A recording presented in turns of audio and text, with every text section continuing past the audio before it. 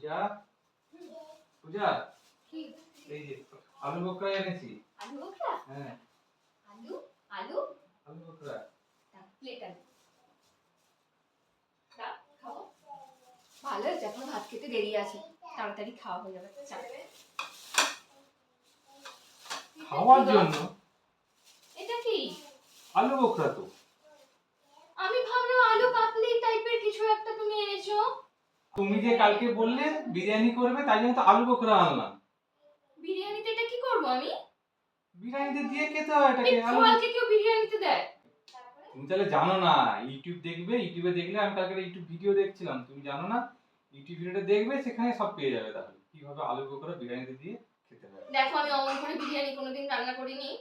যেগুলো আমি করেছি তুমি তোমার ইউটিউব দেখে আমাকে করে দিবে রান্না। ঠিক আছে।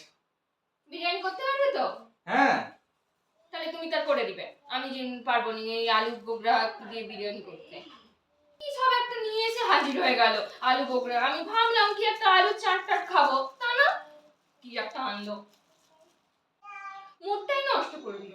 যাই গিয়ে আমি আনাজ কাটি, আমার বাবা অবশ্য আলু বকরা খেয়ে লাভ নাই। গজ গজ করছো কেন? এত গজর গজর করছো কেন?